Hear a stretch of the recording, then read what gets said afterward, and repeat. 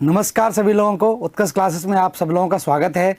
तो देखिए, खगोल विज्ञान वाला टॉपिक हम लेके चल रहे थे और खगोल विज्ञान में हमने पहले ब्रह्मांड की उत्पत्ति के बारे में बात की, फिर हमने सौर मंडल के बारे में चर्चा की और सौर मंडल में पृथ्वी के समेत हम सभी ग्रहों के बारे में विस्तार से पढ़ चुके हैं। और फिर पृथ्वी के बारे में हम और बातें कर रहे थे। तो पृथ्वी के बारे में अगर आपने लास्ट वीडियो मेरा देखा होगा तो लास्ट वीडियो में हम बात कर रहे थे पृथ्वी से किस प्रकार से और आपके प्रश्न बन सकते हैं। ठीक है, जैसे पृथ्वी के घूर्णन के अनुसार मैंने कुछ चीज़ें आपको बताई थी कि पृथ्वी के घूर्णन के क्या क्या प्रभाव पड़ते हैं, और फिर मैंने बात की थी पृथ्वी के परिक्रमण से संबंधित। ठीक है, तो पृथ्वी के परिक्रमण से संबंधित मैंने कुछ बातें आपसे की थी और परिक्रमण में मैंने आपको बताया भी था कि किस प्रकार से परिक्रमण से क्या क्या प्रभाव आपके रहते हैं। ठीक है, इसके अलावा मैं बात कर रहा था कि पृथ्वी जब सूर्य के चारों तरफ परिक्रमण करती है, अगर आपने पूरा वीडियो देखा होगा तो सूर्य के चारों तरफ जब पृथ्वी की परिक्रमण करती है इस तरह से, और इस परिक्रमण के कारण विभिन्न प्रकार की स्थितियों में प्रकाश अलग अलग पहुंचता है। इसके कारण कभी तो उत्तरी गोलार्ध में बड़े दिन होते हैं, कभी दक्षिणी गोलार्ध में बड़े दिन होते हैं, और कभी दिन और रात की अवधि आपकी क्या हो जाती है, बराबर हो जाती है। इस स्थिति के बारे में मैंने आपसे बात की थी। ये स्थिति के बारे में हम चर्चा कर चुके हैं, तो इसको आपको बिल्कुल ध्यान रखना पड़ेगा कि क्या स्थिति बनती है। तो पहली चीज़ तो ध्यान रखें, आयनांत वाली चीज़, आयनांत वाली चीज़ें याद रखनी है। दो तरह के आयनांत होते हैं, एक शीत आयनांत होता है और एक आपका ग्रीष्म आयनांत होता है। ग्रीष्म आयनांत होता है, और दोनों से आपका प्रश्न भी पूछा जाता है कि उत्तरी गोलार्ध में सबसे छोटा दिन कब होता है या दक्षिणी गोलार्ध में सबसे छोटा दिन कब होता है। तो सिंपल सी बात है, ये स्थिति कब बनती है, 22 दिसंबर को बनती है। तो इसका मतलब क्या है कि सूर्य की लंबवत किरणें कहाँ पर हैं, दक्षिणी गोलार्ध में है, तो उत्तरी गोलार्ध में क्या होगा, सबसे छोटा दिन, और दक्षिणी गोलार्ध में क्या होगा, सबसे बड़ा दिन हो जाएगा। और ये स्थिति कब बनती है, 21 जून को बनती है। 21 जून को सूर्य की लंबवत किरणें कर्क रेखा पर होती है, और जून में सूर्य की लंबवत किरणें अगर कर्क रेखा पर होगी तो उत्तरी गोलार्ध में क्या होगा, सबसे बड़ा दिन हो जाएगा, और सेम स्थिति में ही सेम दिन दक्षिणी गोलार्ध में क्या होगा, सबसे छोटा दिन। तो ये दोनों स्थितियां आपको ध्यान रखनी है कि पूछा जाता है कि सबसे बड़ा दिन कब होता है। और दो तिथियां मैंने आपको और बताई थी, एक तो आपको ध्यान रखनी है 21 मार्च और 23 सितंबर। तो जब सूर्य की लंबवत किरणें भूमध्य रेखा पर पड़ती हैं, सूर्य की जब लंबवत किरणें भूमध्य रेखा पर चमकती हैं, तो दोनों गोलार्धों में दिन और रात की अवधि क्या हो जाती है, बराबर हो जाती है। इस घटना को क्या बोलते हैं, विषुव बोलते हैं, इक्विनोक्सिस इसको कहा जाता है। और इक्विनोक्सिस में मैंने आपको बताया था कि 21 मार्च को कौन सा विषुव होता है, बसंत विषुव होता है, और 23 सितंबर को क्या होता है, शरद विषुव होता है। ठीक है, मतलब 21 मार्च के बाद उत्तरी गोलार्ध में क्या होगा, बसंत ऋतु शुरू हो जाएगी, और दक्षिणी गोलार्ध में क्या होगा, पतझड़। और इसका जस्ट उल्टा कब हो जाएगा, 23 सितंबर को। तो 23 सितंबर को दक्षिणी गोलार्ध में बसंत की ऋतु शुरू होगी और उत्तरी गोलार्ध में पतझड़ शुरू हो जाता है। तो ये कुछ स्थितियां मैंने आपको बताई थी। अब इसके बाद देखिए कुछ बात हम करते हैं आगे। पृथ्वी और सूर्य का जो परिक्रमण होता है, जो पाथ है, परिक्रमण पाथ जो है वो पूरी तरह से वृत्ताकार नहीं है, वो कैसा है, दीर्घ वृत्ताकार है, या ये कहें एलिप्टिकल पाथ है। अगर पूरी तरह से वृत्ताकार पाथ होता तो पृथ्वी और सूर्य के बीच में दूरी हमेशा एक समान होती, लेकिन पाथ जो है वो पूरी तरह से कैसा है, वृत्ताकार नहीं है। इसके कारण स्थिति क्या बनती है कि एक दिन ऐसा आता है कि पृथ्वी सूर्य के सबसे नजदीक होती है, और एक दिन ऐसा आता है कि पृथ्वी सूर्य के सबसे दूर वाली स्थिति में होती है।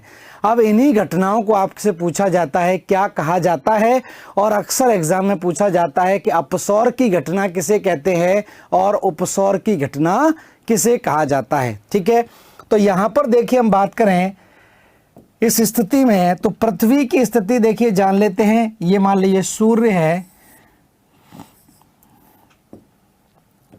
और पृथ्वी जब सूर्य के चारों तरफ परिक्रमण करती है तो एक स्थिति में क्या होता है कि पृथ्वी और सूर्य के बीच में न्यूनतम दूरी आ जाती है और एक स्थिति में पृथ्वी और सूर्य के बीच में अधिकतम दूरी आ जाती है। ठीक है, इस तरह से ये जो पाथ है वो आपका थोड़ा सा एलिप्टिकल है, इस तरह से है। ठीक है, तो ध्यान रखें पृथ्वी और सूर्य के बीच में जो अधिकतम दूरी होती है, उसको हम क्या बोलते हैं? एपीहीलियन बोलते हैं। एपीहीलियन या अपसौर बोलते हैं। ठीक है, और पृथ्वी और सूर्य के बीच में जो न्यूनतम दूरी होती है इसको हम बोलते हैं पेरिहीलियन या उपसौर। ठीक है, और आपको ये बता चुका हूं पहले, पृथ्वी और सूर्य के बीच में औसत दूरी कितनी होती है? बताइए फटाफट से। पृथ्वी और सूर्य के मध्य औसत दूरी, पृथ्वी और सूर्य के बीच में औसत दूरी मैंने बताई थी 14.98 करोड़ किलोमीटर होती है। यह लगभग 15 करोड़ किलोमीटर होती है। इसी को मैंने क्या बताया था? एक खगोलीय इकाई बताया था, 1 एस्ट्रोनॉमिकल यूनिट। तो 14.98 करोड़ की क्या होती है? औसत इकाई होती है, औसत दूरी होती है। और जब ये अधिकतम दूरी वाली स्थिति में आ जाता है तो इस अधिकतम दूरी बढ़कर हो जाती है, ध्यान रखना, 15.2 करोड़ किलोमीटर अधिकतम दूरी हो जाती है। और न्यूनतम वाली स्थिति आती है तो ये घटकर हो जाती है 14.7 करोड़ किलोमीटर। तो ये न्यूनतम दूरी हो जाती है। अब प्रश्न ये आता है कि ये घटना कब होती है? अपसौर की घटना कब होती है और उपसौर की घटना किस तिथि को होती है? ये दोनों डेट एग्जाम में प्री में तो खासकर पूछी ही जाती है। तो ध्यान रखना, पृथ्वी और सूर्य के बीच में जो न्यूनतम दूरी होती है, पृथ्वी और सूर्य के बीच में न्यूनतम दूरी होती है वो ध्यान रखना है, और अधिकतम दूरी होती है वो याद रखना है। तो ध्यान रखना, पृथ्वी और सूर्य के बीच में अधिकतम दूरी होती है, यहाँ पर ध्यान रखना, ये होती है 4 जुलाई को, और न्यूनतम दूरी होती है, ध्यान रखना, 3 जनवरी को। ये दोनों डेट बहुत पूछी जाती है। तो 3 जनवरी को ध्यान रखना न्यूनतम, और 4 जुलाई को अधिकतम दूरी होती है, या उपसौर की घटना 3 जनवरी को और अपसौर की घटना 4 जुलाई को होती है। इसको याद रखें। एक तो ये परिस्थिति आपकी बनती है। ठीक है, तो देखिए यहाँ पर, तो पहले बात करें हम अपसौर की, अपसौर या एपीहीलियन। ठीक है, तो the maximum distance between sun and earth is called aphelion. सूर्य और पृथ्वी के मध्य अधिकतम दूरी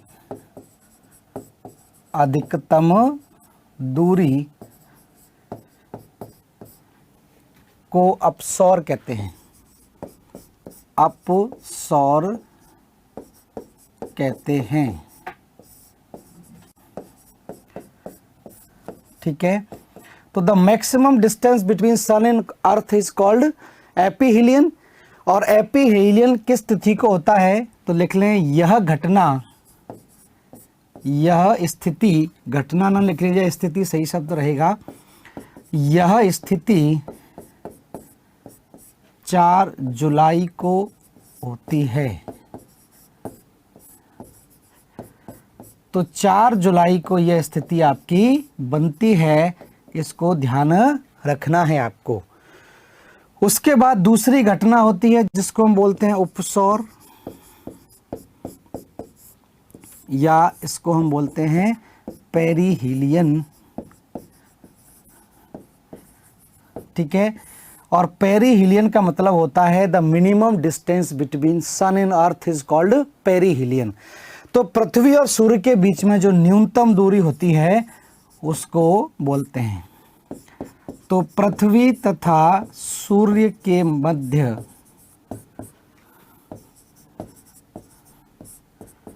न्यूनतम दूरी, तो पृथ्वी तथा सूर्य के मध्य न्यूनतम दूरी उपसौर कहलाती है, उपसौर कहलाती है।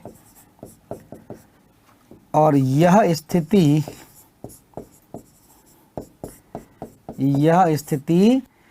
3 जनवरी को होती है। तो ये 2 तिथियां आपको याद रखनी है।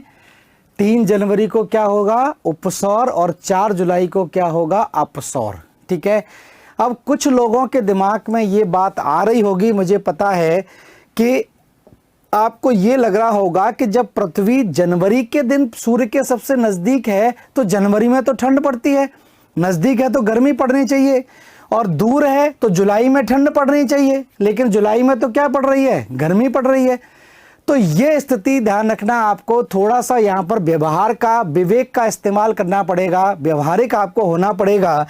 आपको पता है कि पृथ्वी अपने अक्ष पर झुकी हुई है, और मैंने भी आपको ये भी बताया था कि जनवरी के महीने में सूर्य की लंबवत किरणें कहाँ पर होती हैं? दक्षिणी गोलार्ध में होती हैं। तो दिसंबर और जनवरी के महीने में सूर्य की लंबवत किरणें दक्षिणी गोलार्ध में होती हैं, तो मकर रेखा पर गर्मी पड़ेगी, लेकिन जनवरी में उत्तरी गोलार्ध में तो सूर्य की किरणें तिरछी ही प्राप्त होंगी।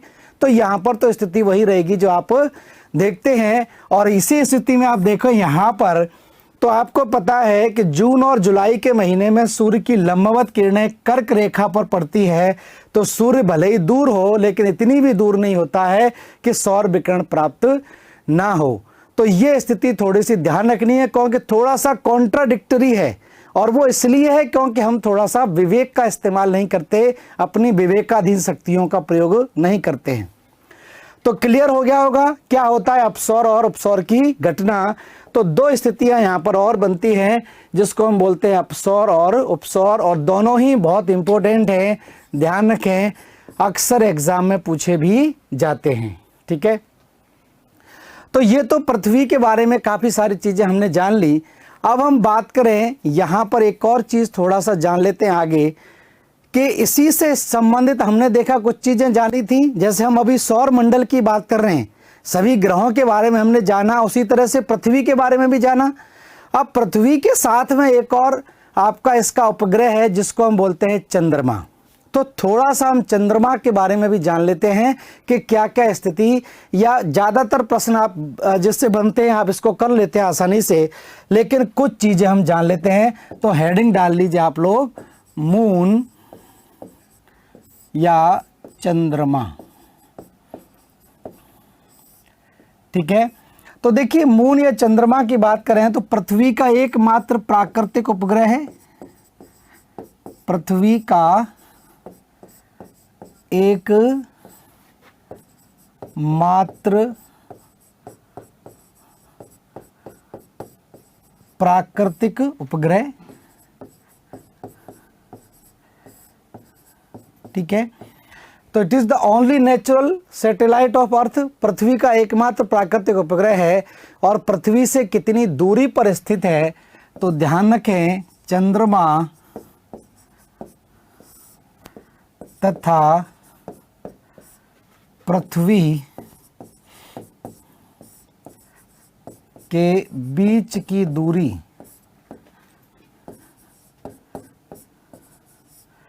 तो चंद्रमा और पृथ्वी के बीच की दूरी कितनी होगी? 3,84,400 किलोमीटर है।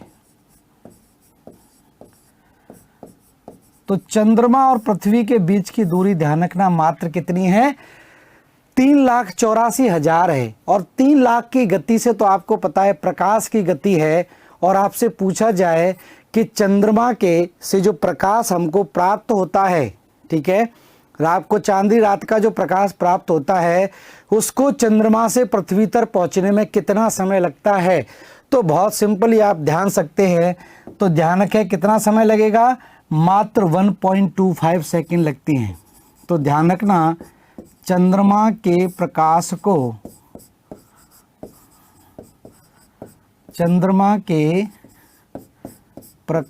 को पृथ्वी तक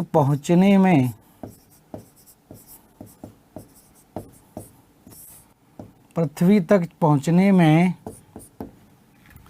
मात्र 1.25 सेकंड का समय लगता है,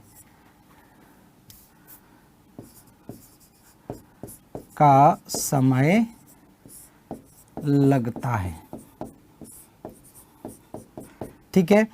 तो मात्र 1.25 सेकंड में पहुंच जाता है, और वापस भी पहुंच जाएगा तो कितना हो जाएगा, 2.5 सेकंड हो जाएगा। पृथ्वी तक पहुंचा और पृथ्वी से वापस फिर पहुंच गया तो 2.5 सेकंड हो जाएगा। तो ध्यान रखें, इस तरह से अगर प्रश्न पूछा जाता है, हालांकि मैंने कभी देखा नहीं, तो ध्यान रखें ऐसे प्रश्न कभी नहीं आते हैं।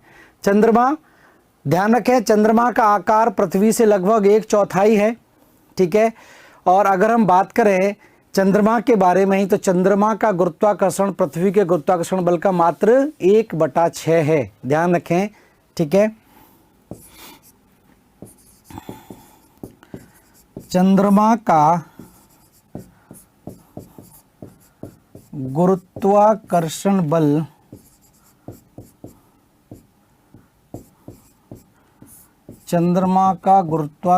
बल पृथ्वी के गुरुत्वाकर्षण बल का 1/6 है, 1/6 है। मतलब पृथ्वी का पर अगर कोई व्यक्ति 60 किलो का है तो चंद्रमा पर उसका वजन मात्र 10 किलो का महसूस होगा, ठीक है। तो गुरुत्वाकर्षण बल इसका मात्र 1/6 है। और ध्यान रखना, चंद्रमा के अध्ययन को क्या बोलते हैं, चंद्रमा के अध्ययन की शाखा को सेलिनोलॉजी बोलते हैं, सेलिनोलॉजी, ठीक है। चंद्रमा के अध्ययन, तो the study of moon is called selenology. तो चंद्रमा के अध्ययन को हम सेलिनोलॉजी बोलते हैं, सेलिनोलॉजी आपको ध्यान रखना है, ठीक है। तो ये तो चंद्रमा के बारे में है। अब इसके बारे में कुछ चीज़ें और जान लेते हैं। जैसे जब चंद्रमा भी परिक्रमण करता है पृथ्वी के चारों ओर, तो एक स्थिति ऐसी आती है कि पृथ्वी, चंद्रमा जो है वो सूर्य के नज़दीक हो जाता है परिक्रमण करते समय, और एक स्थिति ऐसी आती है कि वो दूर हो जाता है। तो इसको हम बोलते हैं उपभू और अपभू। पृथ्वी के परिक्रमण करते समय ऐसी स्थिति बनती है। तो ये भी ध्यान रखें क्या स्थिति आपकी होती है। तो ये आपको पता ही है कि पृथ्वी का परिक्रमण कर रहा है, चंद्रमा किसके परिक्रमण करता है, पृथ्वी का। तो केंद्र में क्या होगी, पृथ्वी होगी। तो पृथ्वी का परिक्रमण जब ये करेगा चंद्रमा, तो एक स्थिति ऐसी आती है कि चंद्रमा पृथ्वी के नज़दीक होगा, और एक स्थिति आएगी चंद्रमा पृथ्वी के दूर हो जाएगा, ठीक है। और ये स्थिति जो है जैसे हमने उसमें किया था उसी तरह के है। तो इसको हम बोलते हैं, दूरी को बोलते हैं एपोगी, ठीक है, और नज़दीकी को बोलते हैं पेरिगी। एपोगी और पेरिगी कहलाता है, अपभू और उपभू। ये स्थितियां जरूर ध्यान रखें, ये प्रश्न आपका बनता है यहाँ से, इस स्थिति से लेकर, ठीक है। तो एपोजी की स्थिति का मतलब होता है पृथ्वी एवं चंद्रमा, पृथ्वी एवं चंद्रमा के मध्य अधिकतम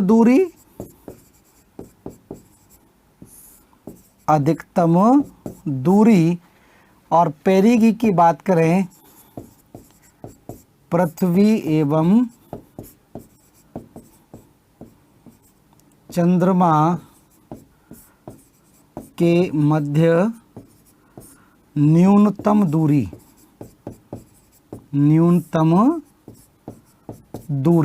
ठीक है। तो अधिकतम दूरी और न्यूनतम दूरी दो स्थितियां यहां पर बनती हैं चंद्रमा को लेकर, और यहां से प्रश्न भी आपका पूछा जाता है कि अपभू क्या होता है और पेरिगी। और आपको पता है कि पृथ्वी के सतह पर ज्वार भाटा आता है, ज्वार भाटा का भी हम अध्ययन करेंगे। तो पृथ्वी की सतह पर जो ज्वार भाटा या टाइड्स आते हैं वो किस स्थिति में ज़्यादा आएंगे, जब ज़्यादा नज़दीक होगा, ठीक है। आपको पता ही है कि चंद्रमा का गुरुत्वाकर्षण बल पृथ्वी पर ज़्यादा करता है। तो जब उपभू की स्थिति होगी तो इस समय उपभू की स्थिति होगी तो ज़्यादा आकर्षण बल काम करेगा। तो इस स्थिति में क्या होगा, उच्च ज्वार की स्थिति आती है, उच्च ज्वार आता है, ये भी ध्यान रखें, ठीक है। क्यों ध्यान रखें, क्योंकि आपको पता ही है कि पृथ्वी पर सूर्य की अपेक्षा चंद्रमा का आकर्षण बल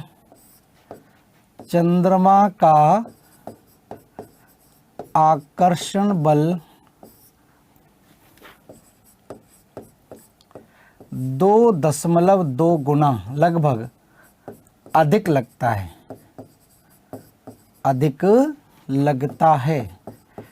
तो जब अधिक आकर्षण बल लगेगा तो सिंपल सी बात है, ज़्यादा आकर्षण बल लगेगा तो ज़्यादा ऊंचा ज्वार आएगा।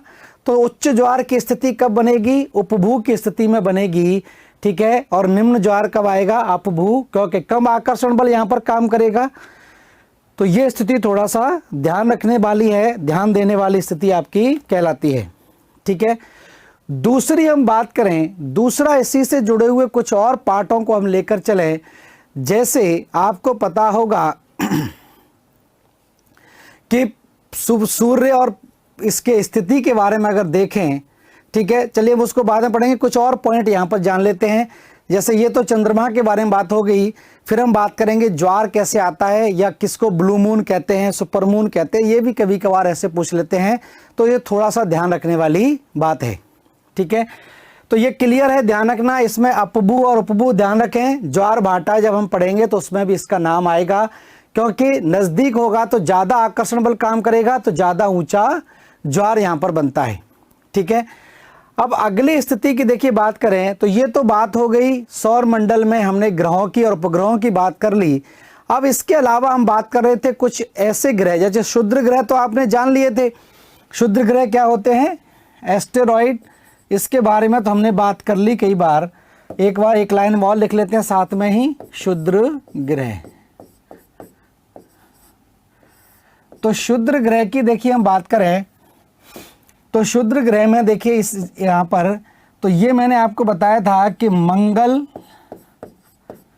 एवं बृहस्पति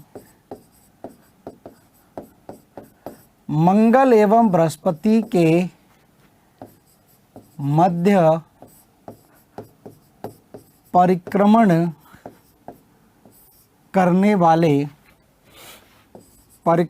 करने वाले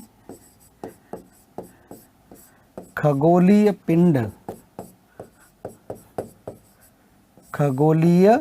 पिंड क्षुद्र ग्रह या एस्टेरॉइड्स कहलाते हैं। क्षुद्र ग्रह या एस्टेरॉइड्स कहलाते हैं, ठीक है।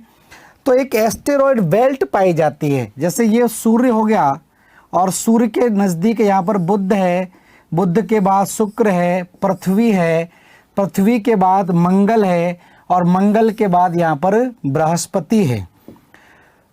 तो ये तो मंगल हो गया, मार्स हो गया, और मार्स के आगे एक ग्रह दिखाई देता है, इसको बोलते हैं हम बृहस्पति।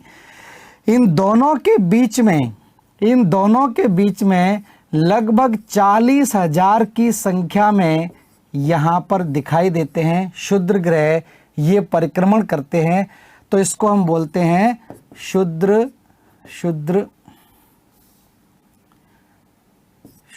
ग्रह पेटी या एस्टेरॉयड बेल्ट। तो एस्टेरॉयड बेल्ट के नाम से ये क्षेत्र आपका दिखाई देता है।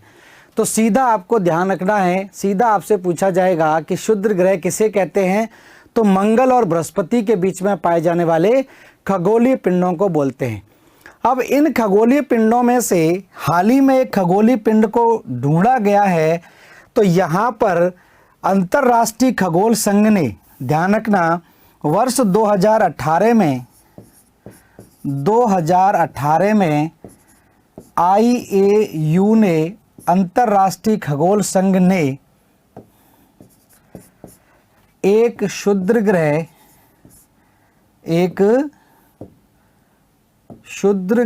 का नाम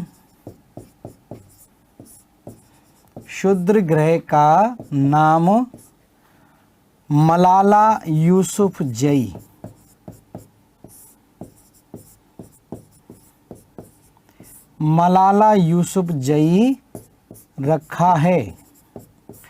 तो ये थोड़ा सा ध्यान रखें, आपसे पूछा जाएगा कि हाल ही में IAU के द्वारा किसका नाम मलाला यूसुफजई के नाम पर रखा गया। आप जानते होंगे पाकिस्तान की नोबेल विजेता है ये, ठीक है। तो मलाला यूसुफजई ने सामाजिक कार्यों को लेकर, आपको पता ही है कि नोबेल पुरस्कार जीता था। तो यहाँ पर ये पूछा जा सकता है कि मलाला यूसुफजई IAU के द्वारा किसका नाम रखा गया है, क्षुद्र ग्रह का, कि कॉमेट्स का, कि उपग्रह का, या बौने ग्रह का। तो इस तरह से अगर ऑप्शन आपको मिलते हैं तो आपको ध्यान रखना है किसका, क्षुद्र ग्रह का। तो एक एस्टेरॉयड का नाम इस तरह से रखा गया है, ठीक है। तो ये तो बात क्लियर हो गई एस्टेरॉयड की क्या होती हैं। अब हम बात कर लेते हैं एक और दो पॉइंट जो आपके हैं। जैसे हमने बात की थी, एक और पॉइंट के बारे में और जान लेते हैं। जैसे हम बात कर रहे थे क्षुद्र ग्रह के बाद धूमकेतु की या कॉमेट्स की हम बात करें, तो कॉमेट्स की अगर हम बात करते हैं तो ये एक ऐसे खगोलीय पिंड हैं जो सूर्य की बहुत दीर्घ वृत्ताकार पथ में परिक्रमा करते हैं।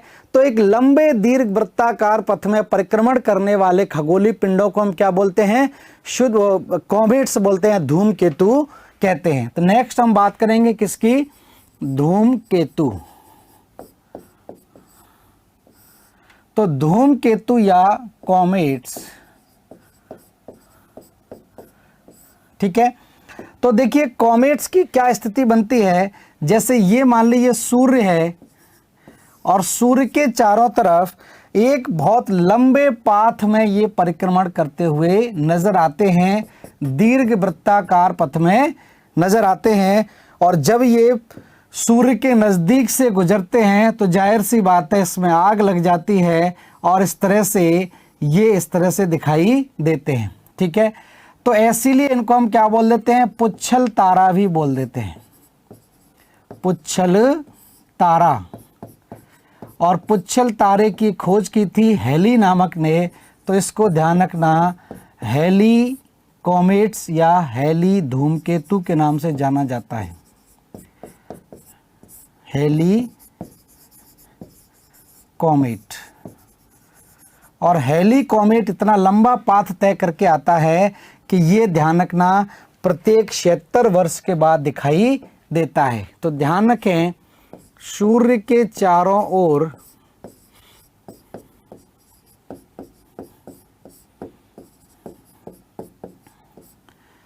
एक लंबे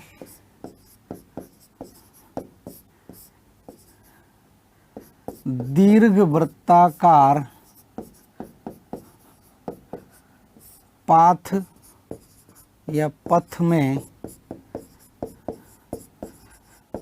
परिक्रमण करने वाले खगोलीय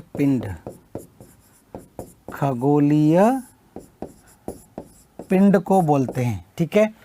और ये आपको मैंने बताया भी था, ये आपको दिखाई देते हैं कितने समय बाद दिखाई देता है, पृथ्वी से ये 76 साल बाद नज़र आता है। 76 ईयर बाद नजर आता है। ठीक है,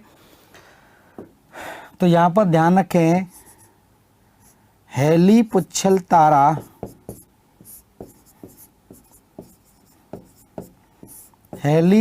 तारा पृथ्वी से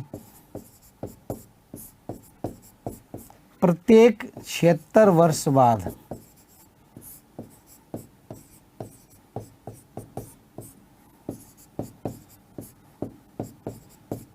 दिखाई देता है। तो 76 साल बाद ये नजर आता है। इतना लंबा पाथ कवर करता है, 76 साल के बाद ये फिर से दिखाई देने लगता है। ठीक है, तो इस तरह से देखिए, ये कुछ इनकी बात हम करते हैं।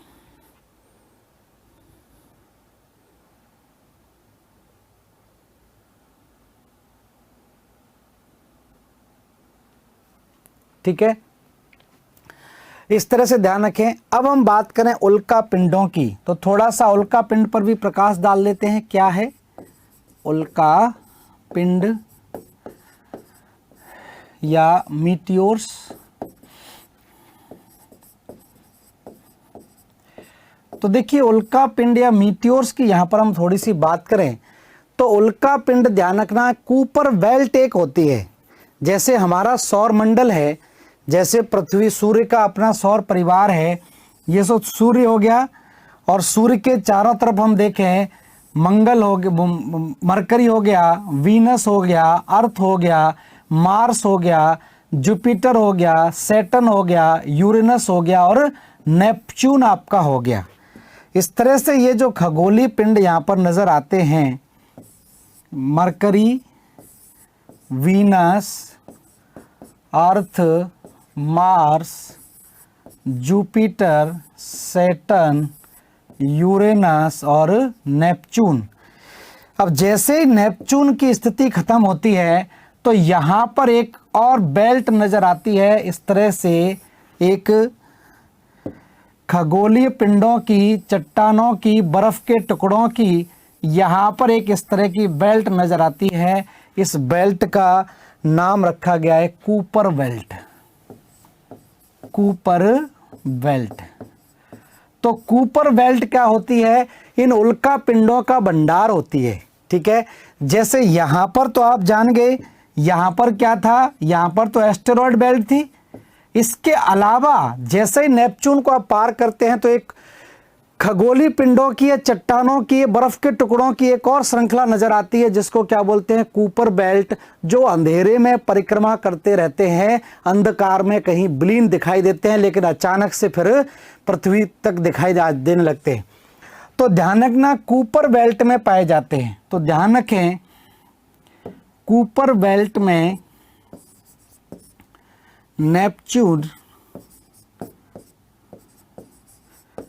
नेपच्यून के बाहर उल्का पिंडों की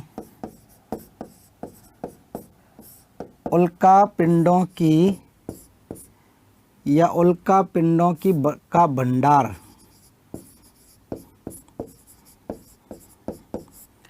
पाया जाता है। ठीक है, और जब पृथ्वी के आकर्षण बल, या ये लिखना, ये खगोलीय पिंड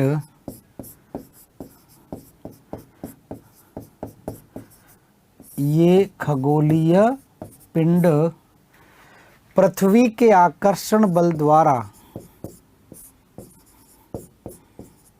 पृथ्वी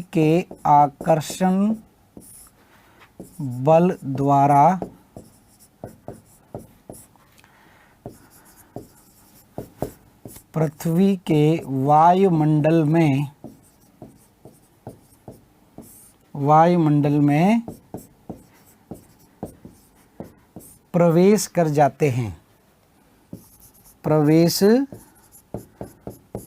जाते हैं और मध्यमंडल मध्य मंडल तक जलकर नष्ट हो जाते हैं। मध्य मंडल में जलकर नष्ट हो जाते हैं। तो यहाँ पर इतना ज़्यादा घर्षण पैदा होता है। वायुमंडल में आपको पता है धूल की कणें, गैसें हैं, तो जब ऊपर से तेजी से उल्का पिंड नीचे गिरते हैं तो मध्य मंडल तक जलकर वो क्या हो जाते हैं, नष्ट हो जाते हैं। कभी कभार ही ऐसा होता है, जैसे ये मान लीजिए पृथ्वी है और पृथ्वी के ऊपर क्षोभ मंडल, ठीक है, समताप मंडल और मध्य मंडल। तो यहां पर जैसे ये तो हो गई पृथ्वी, ठीक है, ये हो गया क्षोभ मंडल, ये हो गया समताप मंडल, ट्रोपोस्फियर, ये ट्रोपोस्फियर, स्ट्रेटोस्फियर, और ये हो गया मध्य मंडल या मीसोस्फियर। ठीक है, अब उल्का पिंड तेजी से प्रवेश करते हैं और प्रवेश करने के बाद यहाँ तक पहुँचते पहुँचते धीरे धीरे करके ये जलकर क्या होते हैं, नष्ट हो जाते हैं तेजी से जलकर। ठीक है, सतह पर नहीं पहुँच पाते और कभी कभार यहीं तक जल के नष्ट हो गए तो इनको हम बोलते हैं उल्का पिंड। उल्का पिंड बोलते हैं, मीटियोर्स बोलते हैं। लेकिन अगर ये पृथ्वी की सतह से टकरा जाते हैं, किसी भी स्थिति में अगर ये सतह पर टकरा गए तो फिर इनको हम क्या बोलते हैं, मीटियोराइट कहते हैं। मीटियोराइट कहा जाता है, उल्कास्म कहा जाता है। ठीक है, ये स्थिति बनती है। तो जब ये पृथ्वी की सतह पर टकरा जाएंगे तो क्या कहलाएंगे, उल्कास्म कहलाएंगे, और यहीं पर जलकर नष्ट हो गए तो वो क्या कहलाएगा, मीटियोर कहलाएगा। और जब उल्कास्म तेजी से टकरा जाते हैं तो क्या बन जाता है, गड्ढे बन जाते हैं, जिसको हम वो क्या बोलते हैं, क्रेटर बोलते हैं। क्रेटर मतलब कीपनुमा आकृति। क्रेटर शब्द अगर कभी भी आता है तो ध्यान रखना, उसका मतलब होता है कीपनुमा या कटोरी के नुमा आकृति को क्रेटर बोलते हैं। और तेजी से ऊपर से कोई चट्टान का टुकड़ा गिरेगा तो भूसतह पर क्या करेगा, गड्ढा कर देगा।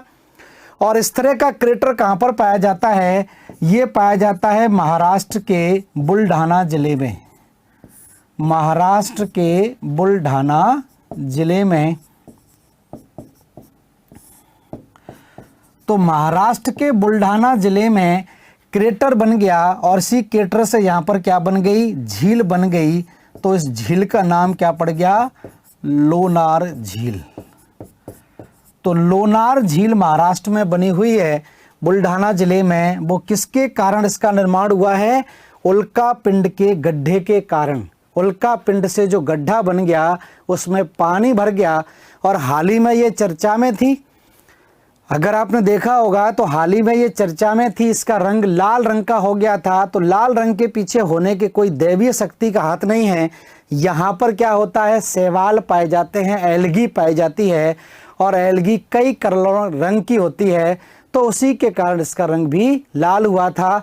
तो ये करंट से जोड़कर भी पूछा जा सकता है कि महाराष्ट्र के बुलढाना जिले में स्थित लोनार झील जो है वो किस प्रकार की झील है, ज्वालामुखी के द्वारा निर्मित है या उल्का पिंड के द्वारा निर्मित है या प्लेट विवर्तनी घटना के द्वारा निर्मित है या ये कृत्रिम झील है। तो किसी भी तरीके से प्रश्न यहाँ पर आपका बन सकता है। तो ध्यान रखना ये कैसे बनी है, ये उल्का पिंड के गिरने से बनी है। हालांकि यहाँ पर वैज्ञानिकों के दो मत हुआ करते थे। तो दो मत थे, एक वैज्ञानिक तो कहते हैं कि ज्वालामुखी उद्गार के कारण वहाँ पर एक गड्ढा बन गया, उससे ये झील बन गई, और दूसरा मत था उल्का पिंड के गिरने से। लेकिन सबसे ज़्यादा जो ऑथेंटिक मत है वो उल्का पिंड वाला ही माना जाता है। तो ध्यान रखना, इस तरह से अगर प्रश्न आता है तो महाराष्ट्र के बुलढाना जिले की जो लोनार झील है वो ज्वालामुखी से नहीं बनी है, ये किससे बनी है, उल्कापात से गिरी है, बनी है उल्का पिंड के गिरने से। और जब ये जलता हुआ ये जो उल्का पिंड नीचे की तरफ आता है, कभी खुले आसमान में बैठकर आप देखिए, खुले आसमान में साफ आसमान अगर है तो आप थोड़ी देर, आधा घंटे के करीब भी अगर आप आसमान की तरफ देखते रहेंगे ध्यान से, तो आपको कुछ ना कुछ चमकीली चीज़ नीचे गिरती हुई दिखाई देती है। और वो चमकीली चीज़ क्या होती है, उल्का पिंड ही जलते हैं। और इसी वजह से इसको हम क्या बोलते हैं, इसी वजह से इसको शूटिंग स्टार कहा जाता है। क्या कहा जाता है? Shooting star. जैसे स्टार कोई शूटिंग कर रहे हो तो शूटिंग स्टार भी इसको बोलते हैं, तो ध्यान रखना शूटिंग स्टार। तो उल्कापात की घटना, उल्कापात की घटना को क्या बोलते हैं? शूटिंग स्टार बोलते हैं। उल्कापात की घटना वायुमंडल की कौन सी परत में होती है? मध्य मंडल में होती है, मीजोस्फीयर के अंदर होती है। 50 से 180 किलोमीटर के बीच में ये घटना आपको दिखाई देती है, उसके नीचे नहीं दिखाई देती, क्योंकि यहीं पर ये जलकर क्या होते हैं? नष्ट हो जाते हैं, सतह तक नहीं पहुंच पाते, धीरे धीरे करके ये धूल कण में कन्वर्ट हो जाते हैं। इस तरह की स्थिति नजर आती है। तो ये आपका क्या कहलाता है? मीटियोर्स वाली बात हो गई। ठीक है, तो यहां पर हमने बात की थी किसकी? सौर मंडल की। तो देखिए सौर मंडल में हमने सूर्य के बारे में चर्चा कर ली, सौर मंडल में हमने 8 ग्रहों के बारे में जान लिया, सौर मंडल में हमने उपग्रहों के बारे में भी जान लिया, सौर मंडल में हमने क्षुद्र ग्रहों को भी पढ़ लिया, सौर मंडल में हमने धूमकेतु को भी जान लिया, उल्का पिंड को भी जान लिया। और जब हम वायुमंडल की बात करेंगे तो धूल कण और गैसों के बारे में भी चर्चा हो जाएगी। तो धूल कण और गैसों के बारे में हम पढ़ेंगे किसमें? वायुमंडल के अंदर हम चीजों को समझेंगे। ठीक है, तो ये स्थिति आपकी बनती है सारे के सारे सौर मंडल से लेकर। तो ये टॉपिक आपका सौर मंडल वाला यहाँ पर आपका समाप्त होता है। इसी को मैं आपको थोड़ा सा एक बार रिवाइज कर देता हूँ, फिर हम आगे की प्रक्रिया शुरू करेंगे। ठीक है, तो बेसिक चीजें हमने यहां पर जानी, तो इसको थोड़ा सा ध्यान दें।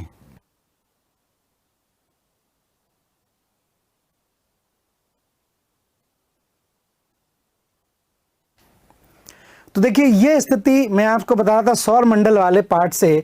तो देखिए मैं इसको एक बार आपको रिवाइज कर दूं, पूरा का पूरा पार्ट शुरुआत से ही मैंने आपको बताया था कि चीजें आपको किस तरह से अरेंज करनी है और मुख्य परीक्षा के हिसाब से भी इनको जानना है।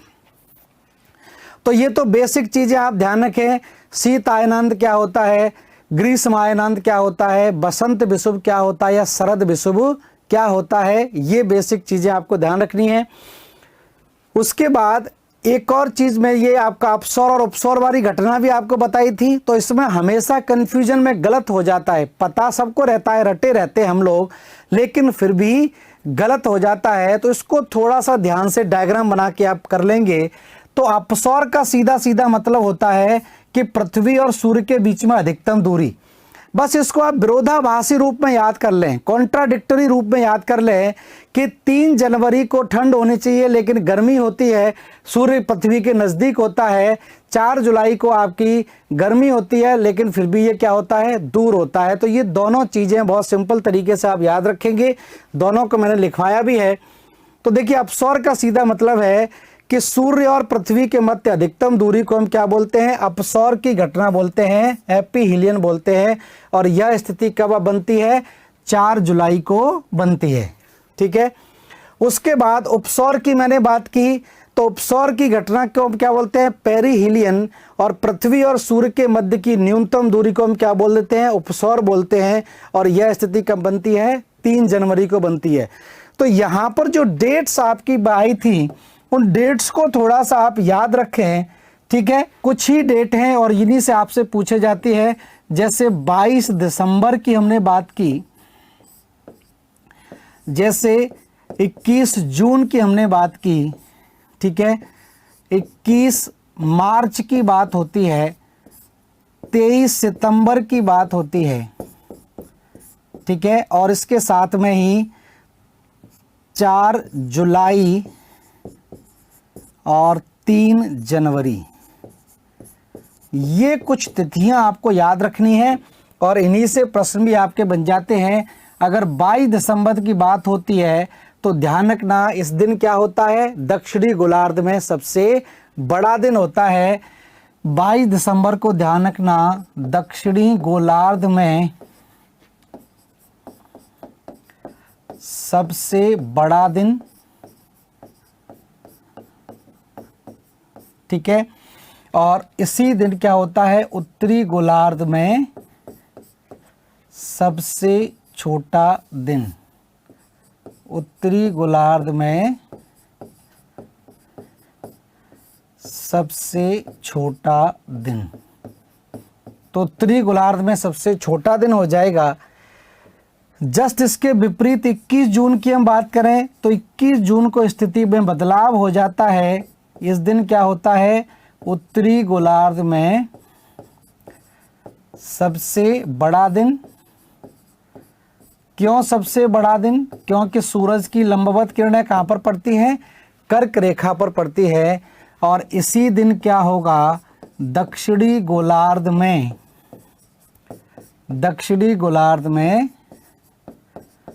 सबसे छोटा दिन। दोनों ध्यान रखना, पूछ लेते हैं, ठीक है। तो कभी कभार तो उत्तरी गोलार्ध में सबसे छोटा दिन कब होता है, या ये पूछ लेंगे दक्षिणी गोलार्ध में सबसे छोटा दिन कब होता है। 21 मार्च की स्थिति आती है तो इसमें मैंने बताया था, इसको हम क्या बोलते हैं, बसंत विषुव बोलते हैं, बसंत विषुव। और इस स्थिति में NH लिख देता हूँ, नॉर्दर्न हेमिस्फीयर, और SH मतलब साउदर्न हेमिस्फीयर, उत्तरी गोलार्ध और दक्षिणी गोलार्ध। तो उत्तरी गोलार्ध में तो इसमें बसंत ऋतु शुरू हो जाती है, बसंत ऋतु, ठीक है। लेकिन दक्षिणी गोलार्ध में क्या होता है, पतझड़ शुरू हो जाता है। इस समय दक्षिणी गोलार्ध में पतझड़ शुरू हो जाता है। और यही स्थिति सेम बदल जाती है कहाँ पर, 23 सितंबर को। तो 23 सितंबर को ध्यान रखना, नॉर्दर्न हेमिस्फीयर में क्या हो जाता है, पतझड़ शुरू हो जाता है। पेड़ पौधे पत्ते गिराना शुरू कर देते हैं, पतझड़ शुरू हो जाता है। और दक्षिणी गोलार्ध में क्या होता है, इस तिथि को बसंत शुरू हो जाता है। दोनों तरीके से ध्यान रखें। 4 जुलाई को मैंने बताया था, 4 जुलाई की स्थिति को क्या होता है, 4 जुलाई को ध्यान रखना अपसौर की घटना होती है। और 3 जनवरी को क्या होता है, उपसौर की घटना होती है, ठीक है। इंग्लिश में भी ध्यान रखें, जरूरी नहीं है कि आपको हिंदी में ही लिखा मिल जाए, एपीहीलियन और पेरीहीलियन, ठीक है। तो एपीहीलियन का मतलब है पृथ्वी और सूर्य के बीच में अधिकतम दूरी, और पेरीहीलियन का मतलब होता है सूर्य और पृथ्वी के बीच में न्यूनतम दूरी, ठीक है। फिर मैंने बात की थी पृथ्वी के एकमात्र उपग्रह की, जिसको हम बोलते हैं चंद्रमा या मून, ठीक है। इसके बारे में ये फैक्ट तो सब जानते ही हैं, कितना दूरी है, कितना प्रकाश को पहुंचने में समय लगता है, कितनी रेडियस है, कितना गुरुत्वाकर्षण है, इस तरह से फैक्चुअल चीज़ें आप जानते ही हैं। लेकिन जानने वाली महत्वपूर्ण चीज़ आपकी ये है कि ये 2 स्थितियां बनती हैं। ये भी पृथ्वी के चारों तरफ क्या कर रहा है, परिक्रमण करता है। तो पृथ्वी का परिक्रमण करते समय एक स्थिति ऐसी आती है कि पृथ्वी और सूर्य के बीच में पृथ्वी और चंद्रमा के बीच में अधिकतम दूरी हो जाती है। और इस अधिकतम दूरी को क्या बोलते हैं, अपभू बोलते हैं। और पृथ्वी के सूर्य के बीच में न्यूनतम दूरी हो जाती है, इसको क्या बोलते हैं, पृथ्वी और चंद्रमा के बीच में न्यूनतम दूरी को हम क्या बोलते हैं, उपभू बोलते हैं। और उपभू की स्थिति में ज़्यादा आकर्षण बल काम करेगा तो ज्वार कैसा आएगा, उच्च ज्वार आएगा। तो दैनिक ज्वार या उच्च ज्वार आपका है वो उपभू की स्थिति में ही आता है। तो ये स्थिति आपकी बनती है। और फिर उसके बाद हमने बात की थी कुछ और सौरमंडल के सदस्यों की, जैसे क्षुद्र ग्रह है। और क्षुद्र ग्रह आप जानते ही हैं, मंगल और बृहस्पति के बीच में पाए जाने वाले खगोलीय पिंडों को कहा जाता है।